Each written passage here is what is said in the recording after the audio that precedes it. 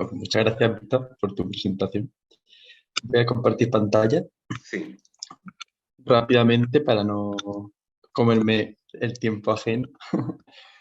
Y me gustaría preguntaros si se ve, si se está viendo ahora mismo. sí, Vale, voy a darle a presentar. se ve y se oye. Perfecto, pues muchas gracias. Bien, sin más pausa, voy a intentar comenzar ahora para ajustarme al tiempo establecido y no molestar a los que vienen después.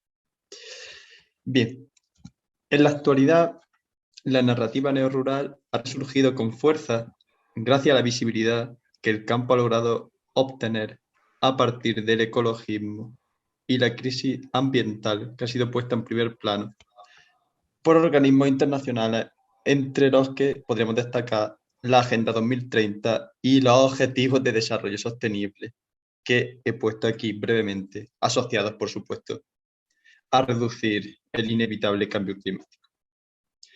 Ahora bien, en el caso concreto de la Argentina, yo me he preguntado, aparte de este estado de lo rural y de la naturaleza a nivel mundial, ¿cuál es el estado de la naturaleza y, por supuesto, de la ruralidad en el país rioplatense?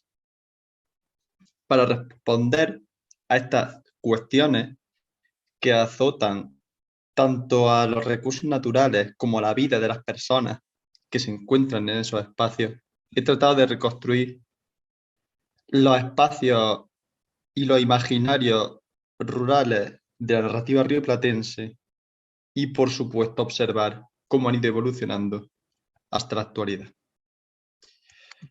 Es importante comprender que esta narrativa novísima ha dialogado con la tradición precedente para resemantizarla y, por supuesto, ponerle fin a la situación en la que el campo se ha visto relegado desde la fundación del país.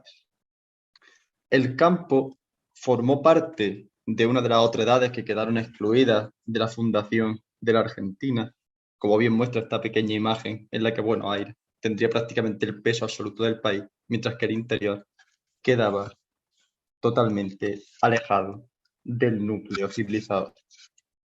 Bien, el profesor Noé Guitry realiza una exposición muy detallada sobre la producción literaria en su obra Panorama histórico de la literatura argentina, cuya fundación queda establecida a partir de esta obra que vemos en pantalla, que es El matadero de Esteban Echeverría. Verdaderamente importante porque se opone concretamente a Juan Manuel de Rosas y la barbarie nacional que se encontraría en las provincias y en sus caudillos federales.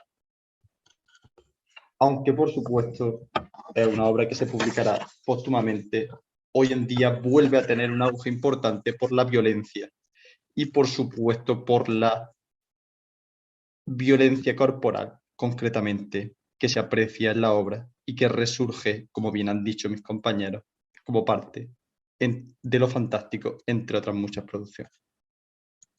La segunda formulación, que es anterior en el tiempo, porque se publica en vida, de Sarmiento, es Facundo Quiroga, Civilización y Barbarie, donde se hace explícita la relación entre Buenos Aires, donde estaría la civilización, y el caudillismo situado en el interior, asociado, por supuesto, a la barbarie.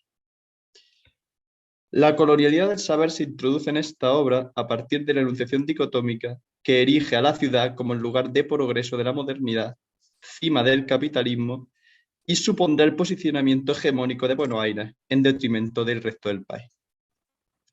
De forma contestataria, en estas mismas condiciones, José Hernández publica El gaucho Martín Fierro, donde se hace una defensa de este habitante de la Pampa en relación sobre todo con los abusos de los pequeños poderes locales y las levas forzosas para la defensa de la frontera con los indios.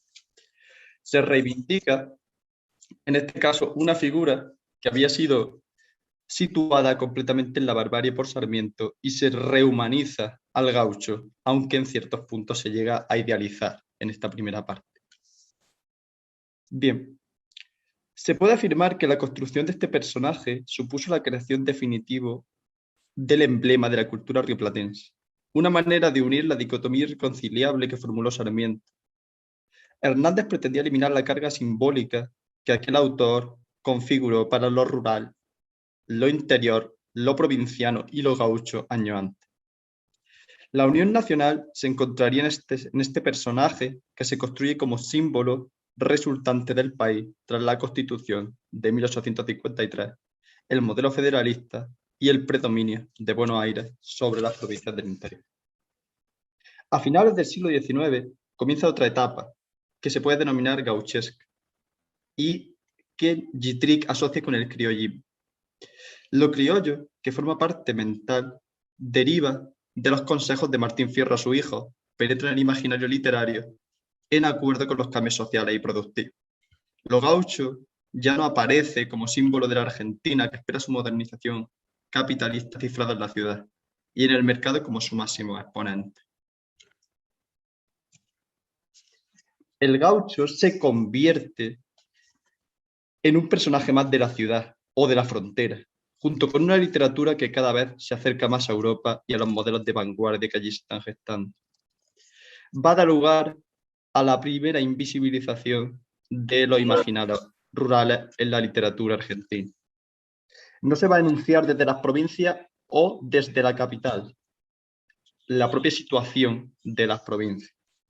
La vuelta de Hernández, publicada ya en el siglo XIX, supone el inicio de esta posición civilizatoria que retoma de Sarmiento, desplazada hacia la integración del gaucho en el mundo urbano y en la forma de ser porteña, considerada como la única forma de ser posible en la Argentina, obturando cualquier posibilidad de otra enunciación provincial, rural o simplemente ajena a la ciudad. Ahora bien, es importante destacar la década de los 60 como un cambio en la estela de lo rural.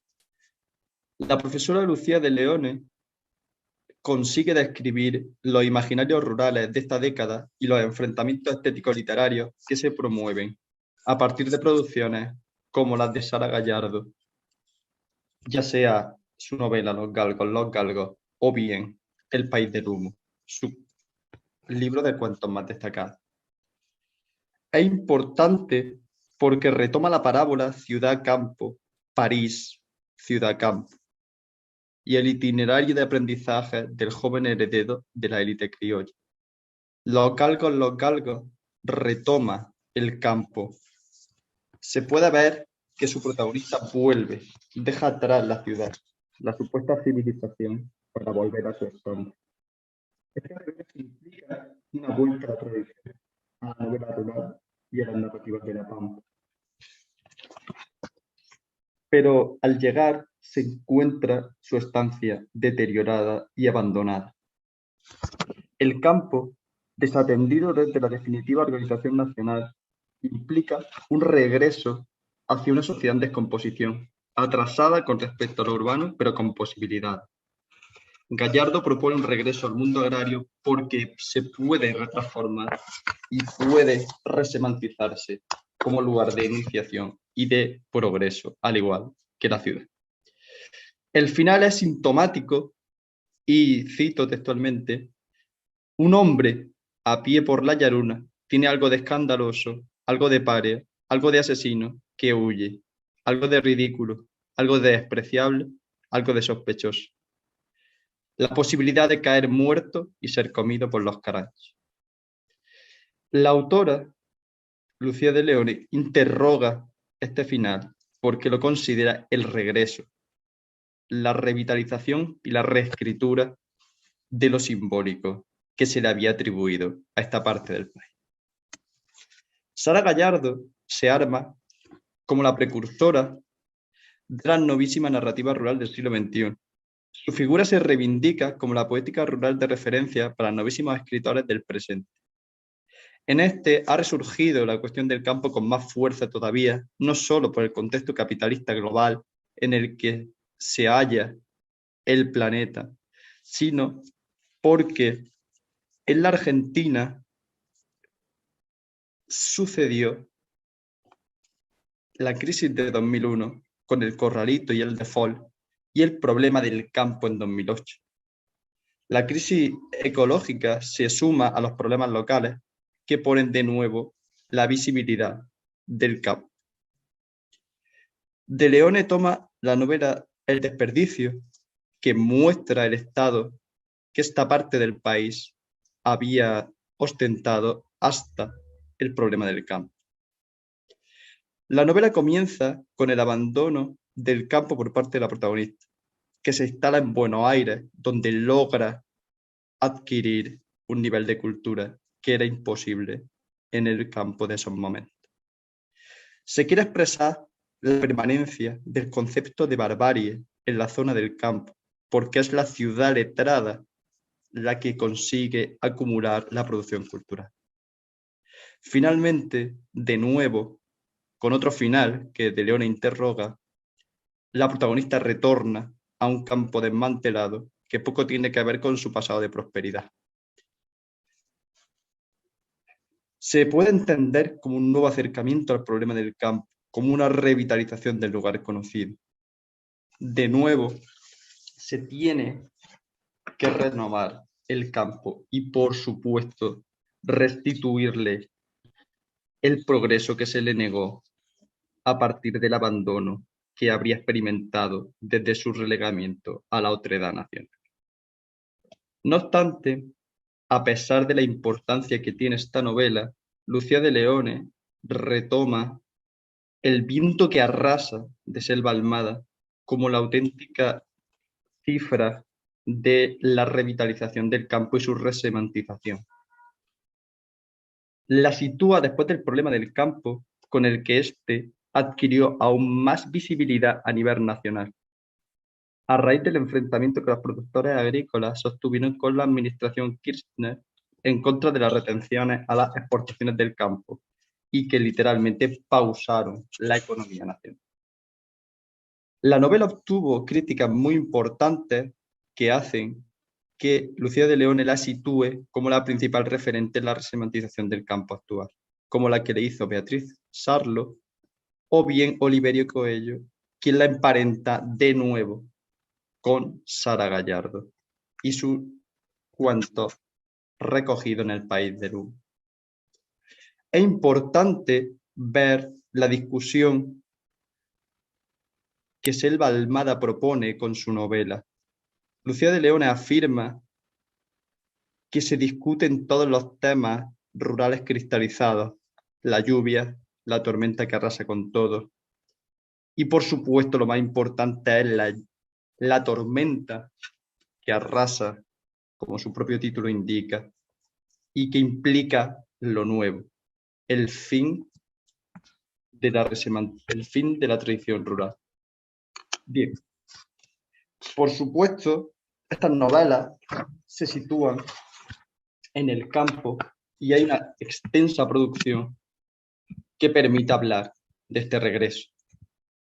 Aquí tengo una serie de novelas importantes que están situadas también en el campo, pero por motivos temporales me ajustaré a la novela de Galgo, de Marco Almar. Es importante destacar que esta novela es publicada por la Editorial Azul, una localidad que se encuentra dentro de la provincia de Buenos Aires, en la zona de La Pampa. Por lo tanto, ya vemos en primera instancia que la novela se publica en un lugar diferente a la ciudad autónoma de Buenos Aires. Esta novela, a partir del propio título, engarza con Sara Gallardo y se vuelve a situar como la novísima precursora de esta narrativa. El título hace referencia a la escritura y a la prolongación inevitable del título, Los Galgos, los Gas. Galgo volvería a la ciudad de Azul tras 8 años en la cárcel, pero en vez de tener un futuro promisorio, él se encontraría sumergido en el lump. La situación social de Galgo varía con respecto a la que hemos visto en Sara Gallardo, porque no tiene posibilidades, sino que se tendrá que sumergir en el mundo del narcotráfico para poder sobrevivir. Este trabajo, esta situación de pobreza, queda emparentada también con el desperdicio de Matilde Sánchez a causa de la pobreza general del campo y, por supuesto, el olvido al que habría sido relegado. La elección de Marco Almada permite leerlo desde la politización de lo estético, puesto que Azul es un lugar otro, alejado del centro, 400 kilómetros, incluso en la conexión que se hará con la capital. En el mundo de los narcóticos, Galgo irá a Buenos Aires y aparecerán los lugares suburbiales no normativos. El propio Galgo forma parte de la delincuencia del lugar, lo cual le permitirá crear una narración de la violencia que irá ascendiendo conforme él se adentre en el mundo suburbial del narcotráfico. Finalmente, para no pasarme de tiempo, por supuesto, voy a hablar simplemente del espacio anacrónico que se denuncia en esta novela. Simplemente decir que el interior de la provincia de Buenos Aires no ha pasado el tiempo. Lo rural se ha cristalizado en esta especie de abandono en el que se ha visto inmerso. Pero, como bien se puede ver también al final de la novela, la barbarie se ha extendido hasta el propio Buenos Aires, donde, como la crisis neoliberal, se extiende esa barbarie que se denunció en el Facundo de Sarmiento. Vale, voy terminando. Disculpad por los inconvenientes temporales. Y vale, doy paso